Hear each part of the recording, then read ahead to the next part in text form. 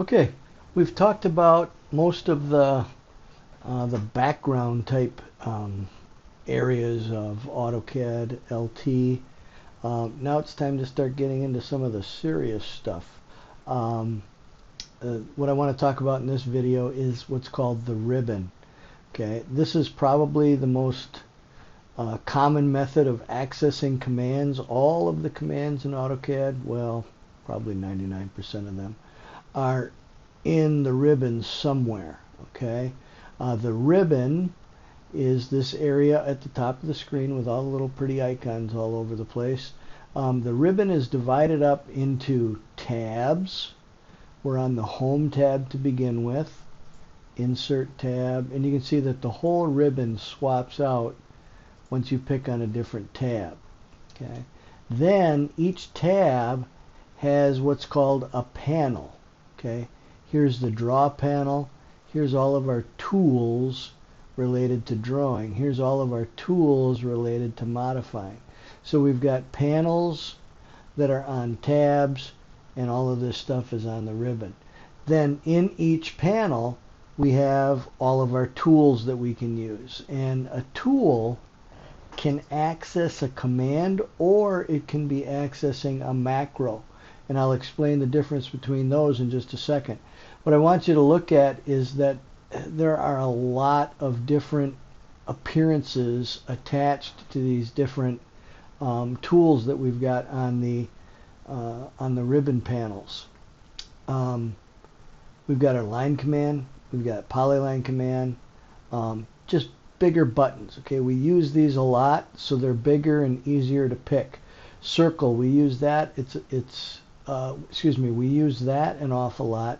It's big button, easy to pick. Now this one happens to have what's called a flyout associated with it, and I'll talk about that and come back to that in just a minute.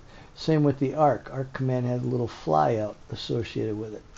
Then we've got some commands over here that are just like these. They're just smaller, okay? And they have little flyouts associated with them, different commands. I'm not here to tell you about any of the commands or what any of these commands do.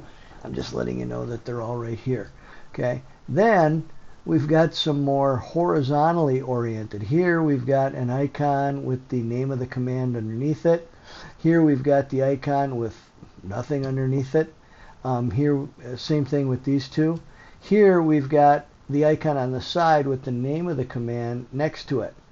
I have no idea why Autodesk created all of these different possible appearances. It does get a little confusing.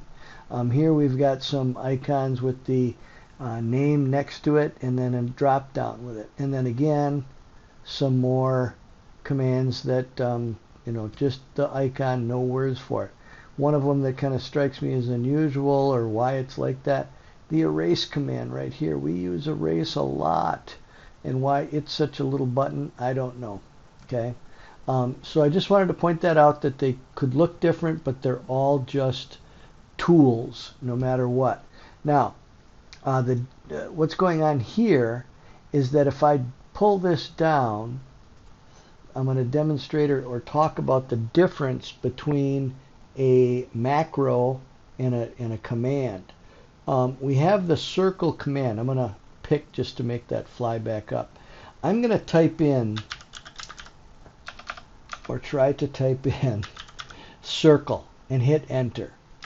And the circle command, if we look at our cursor or down at the command prompt, it's prompting us for some information. I'm not here to teach you the circle command, but I just want to show you this, okay? It's prompting me to pick the center point of the circle. If I look down here, I can see that I have other methods that I can, or other options to the command. Instead of picking a center point, I could draw a circle by picking 3 different points. I could draw a circle by picking 2 points that would represent the radius, the diameter. Then we got this method, which is called TTR, tangent, tangent, radius. Maybe we want to lay a circle in that's tangent to 2 lines and has a certain radius, and AutoCAD would drop the correct circle size right in there and make them tangent to the 2 objects. So this command all by itself has a lot of different options in it. Now I can walk through those options by picking down here to grab them, or there's keyboard methods of doing it, and there's shortcut methods of doing it. I'm just going to cancel to get out of there. And, well, you know what? Here's what I'll do. I'll say I'm going to go ahead and pick a center point. And once I do that, then I can be designating the radius, and I could type in the radius of the circle, or pick and just arbitrarily draw a certain size circle. Or I can say, you know what? I don't know what the radius is, but I do know what the diameter is. I could go down here and pick diameter, or I could type in a D, or I can right click and pick it from the shortcut menu, or I can use the drop down, the down arrow and pick that. All of those are different ways of accessing these different options. I'm going to pick diameter, and now you can see I'm kind of dragging that. I'll just say, no, I want a circle with a 3-inch diameter.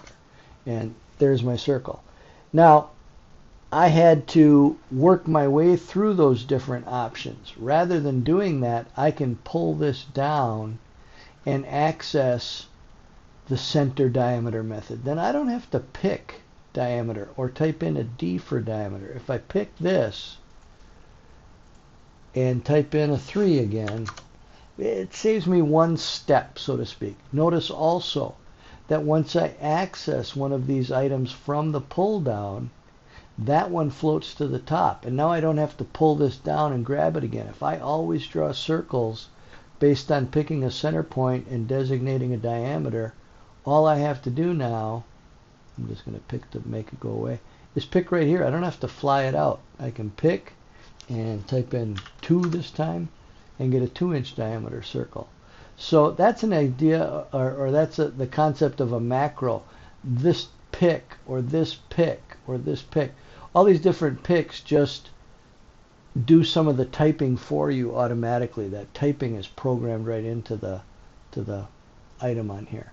So I wanted to point that out to you. Oh, a couple more things.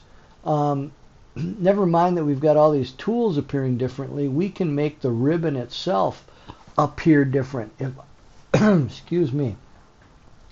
If I wanted to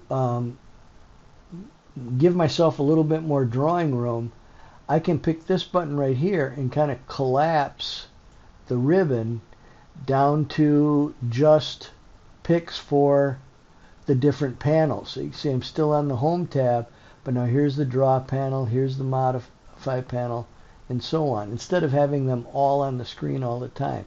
If I pick this again, it reduces to just words, no icons, and we do get a little bit more drawing area. Okay. Now when I hover over the word, the panels show up. I got to pick to get to a different tab, and then hover over the different panel titles to get the panel to appear. And then if I pick it one more time, the list of the panels that are on the tabs disappear. I got to sit here and pick it, and then the panel kind of appears. And once I'm done using it, I'll go ahead and pick this and pick and give it a 1 just to make a different one. Once that goes away, then the panel, or the ribbon itself, goes away. So you just gain a little screen space by doing that. To be very honest with you, almost everybody in the world leaves the ribbon alone and leaves it just like that. Instead of, if you did want to adjust it, and if you didn't want to pick this 3 times, you could pull this down and just pick to go to reduce, minimize panel, or minimize to the panel buttons. But in all honesty, you're probably never going to touch that button.